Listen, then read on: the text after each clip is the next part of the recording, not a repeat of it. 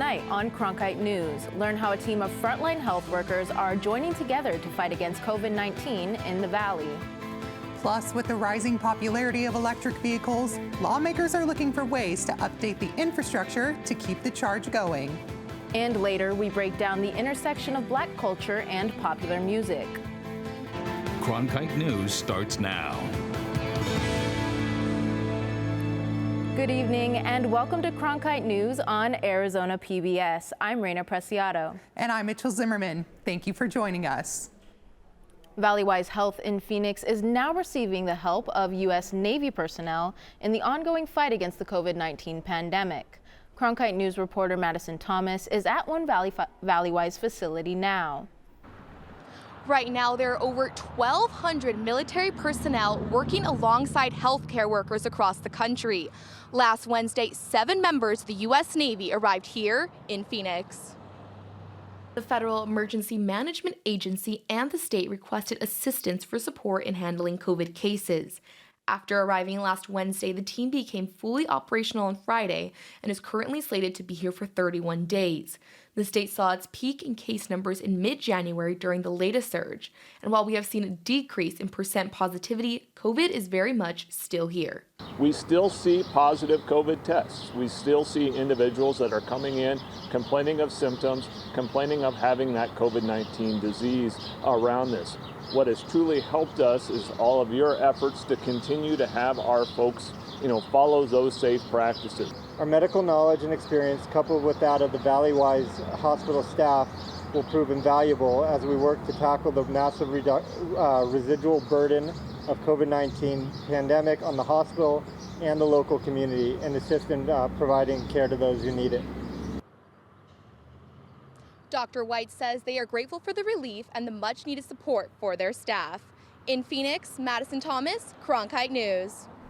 In order to continue to see this decrease in case percent positivity, Dr. White recommends to continue wearing masks indoors, getting vaccinated, and getting the booster. The possibility of a fourth COVID shot is being considered by health officials in the U.S. The FDA has its eye on new data and booster rollouts in other countries. If approved, these COVID vaccines could be made available to Americans as early as this fall. Yesterday, the UK announced plans to make a fourth COVID vaccine available to adults 75 and older this spring. Other countries like Israel and Sweden are also making additional booster doses available to vulnerable populations. U.S. officials have yet to recommend a fourth shot, but talks are said to continue as doctors weigh the future of the coronavirus. A bill heading to the House floor would make it illegal for bystanders to record police activity within 8 feet, and if the officer on the scene does not give permission to record. The bill also specifies when a person interacting with the police can record, including during a traffic stop or a handcuffing. The key is whether the person recording is considered a hindrance to police activity. The bill is on its way to the Rules Committee, then to the House floor if approved. Coming up, a look at legislative efforts to secure funding for electric vehicle infrastructure. We'll take a look at the initiatives to help Arizona become more electric friendly. Take a look at this. Clouds. We're talking about the gloomy surprise many Arizonans witnessed today and whether it will continue throughout the week.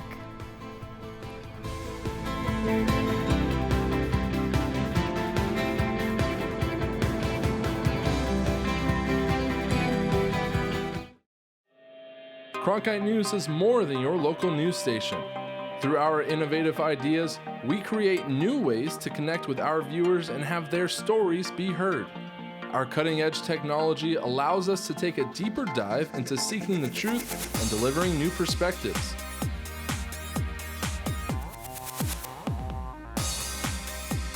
Stay up to date on top Arizona stories anytime on TikTok, Twitter, and Facebook at Cronkite News.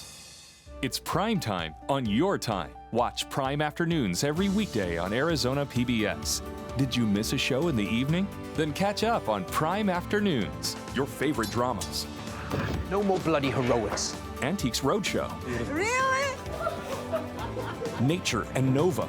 It's time to reintroduce some wonder into this miracle of nature. All of the best from PBS on Prime Afternoons. Weekdays starting at 1:30, only on Arizona PBS. Every day I wake up, my first thought is, how can I serve this community? The biggest hurdle was not taking PTSD personally. Would you welcome, please, the amazing. Everybody that watches this, they say that I am the greatest that they've ever seen.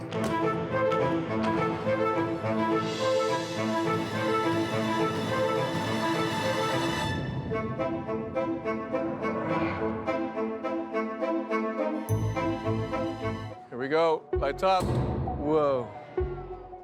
As artists, we conduct our educations in public. You can never know whether it's going to be a success. One just has to risk it.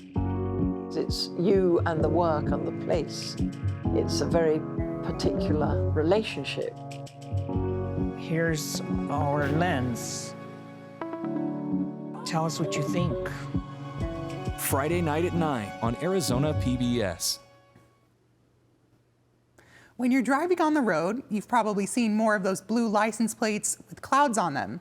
Many of them are attached to the backs of electric vehicles, which are becoming more popular nationwide. And now a new bill in the state legislature could make it easier for owners to charge up across Arizona. It's like driving a remote control car. Oh yeah, so here he's really funny because you can have a fart. Let's see. For Patrick Callalang, his Tesla is more than just fun. Well, at the time I was, my wife and I, we were expecting a baby. And so I was researching on the internet, and that the Tesla was the safest car out there. So I got the Tesla just for the baby. Since he bought the car 6 years ago, he's seen a jump in the number of people who also own one. Probably no more than a dozen other people that have it. And there's more than just a dozen. In fact, 7% of U.S. car owners drive an electric or hybrid.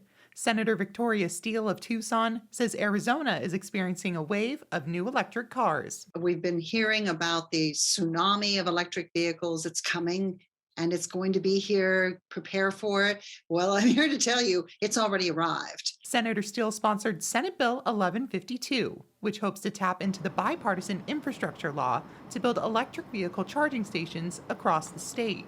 In order to get this funding, the states have to submit a plan to the United States Department of Transportation describing how they intend to use these federal funds. That's it. According to Steele, Arizona could get around $76 million for electric vehicle infrastructure, which not only helps our economy, but also the environment. Very significant amount of greenhouse gas emissions relate to transportation. Ryan Cornell, a senior global futures scientist at Arizona State University, says more electric vehicles on the road decreases greenhouse gas emissions, but it won't happen overnight. It's not like you just snap your fingers and all of a sudden all those emissions go away, but there is a dramatic reduction in emissions when you go from a gasoline-powered vehicle to a electric-powered one. Senator Steele wants funding to come to Arizona and not our western neighbors. I'll be darned. We need that money here. For Callalang, having an electric vehicle is way more convenient. And that is another advantage, that I never go to the shop.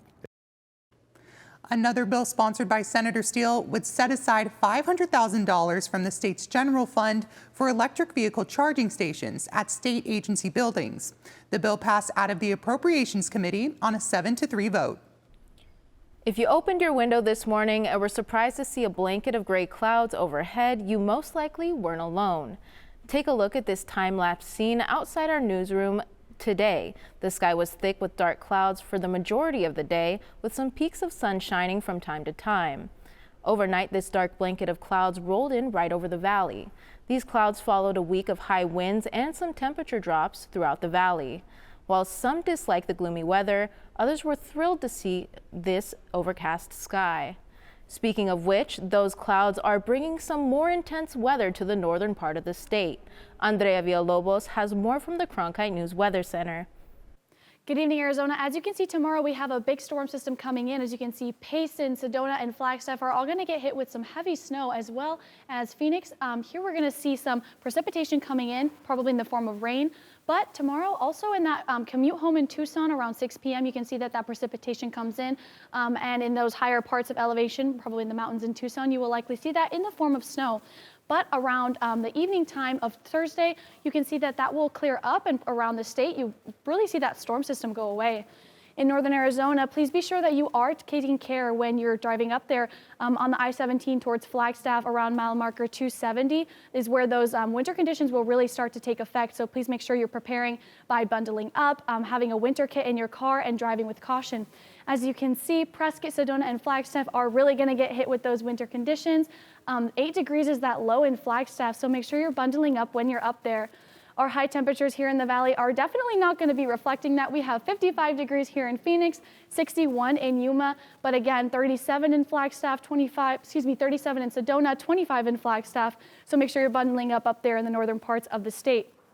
Tomorrow we do see precipitation here in the valley with a high of 55, but as we come into that weekend, we have some more sunshine with 70 degrees on Saturday, and Monday coming into the next week, we have the high 70s and the low 80s. So we're looking at a new week with more sunshine. Here in the Cronkite Weather Center, I'm Andrea Villalobos. I'm Marty Salvo. Coming up after the break, I'll have your Cronkite Sports Report. A former local high school soccer star fulfilled his lifelong dream of becoming a pro soccer player. His journey to the Rising is next.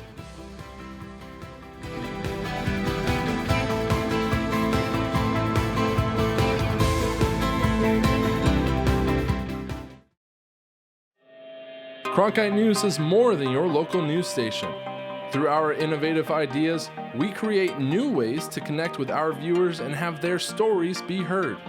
Our cutting-edge technology allows us to take a deeper dive into seeking the truth and delivering new perspectives.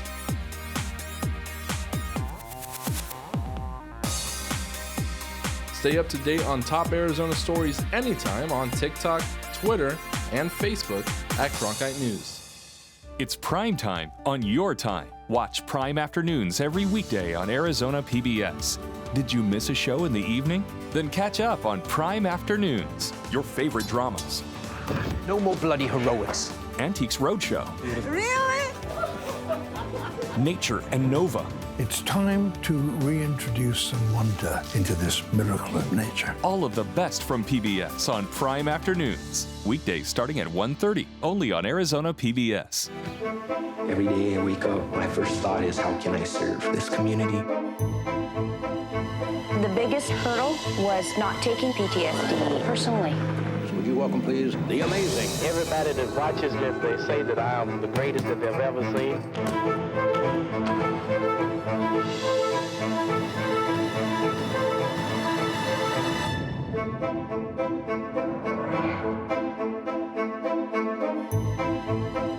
Here we go. Lights up. Whoa. As artists, we conduct our educations in public. You can never know whether it's going to be a success. One just has to risk it. It's you and the work and the place. It's a very particular relationship. Here's our lens. Tell us what you think. Friday night at 9 on Arizona PBS.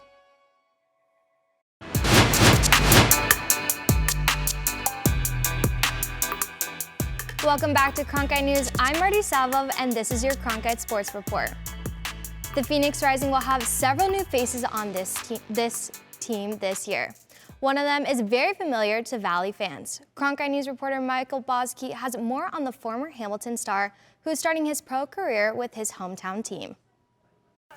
Channing Chaston has always dreamed of playing soccer at the professional level, and after a great career at Ohio State, he recently signed his first professional contract with his hometown team, the Phoenix Rising. The goal's always been to play professionally and to continue playing soccer, so to have the opportunity and to come back to Arizona was pretty amazing. Before he was known as a standout player at Ohio State University, Chaston was a soccer star at Hamilton. At Hamilton, he helped lead them to a state championship and was voted to the first-team All-Region team. After graduating in 2019, Chaston remains a prominent figure in Hamilton's soccer program. He's left his mark here. His contribution back to the program is probably what's most impressive. He gives us his time. He's come back every year. He's met with the academy kids. He's talked to the varsity team and shared his experiences on what it was like for him advancing to the next level. While Chaston is one of the most naturally gifted athletes to ever play at Hamilton, it's not his on-field attributes that set him apart. He's showing that he's learning and he can listen. He's very coachable, and that's massive at this stage in his career. So, to come out of college and to be put in a situation like this against some, very, very good professionals, I'm very happy for him. Chaston has a bright future ahead of him, and with the talent, drive, and work ethic he possesses, there is no telling how far his soccer career will take him. From Phoenix, Michael Bosky reporting, Cronkite News. The Kentucky Horse Racing Commission stripped racehorse Medina Spirit and its trainer Bob Baffert of its victory in last year's Kentucky Derby. They announced that Mandaloun, the runner-up at the time of the race, was declared the winner. This marks the second time in the Derby's 147-year history that a horse was disqualified due to a banned substance, and the first since 1968. Baffert, an Arizona native and U-Arizona alum, was also issued a 90-day ban from the Racing Commission, along with a $7,500 fine.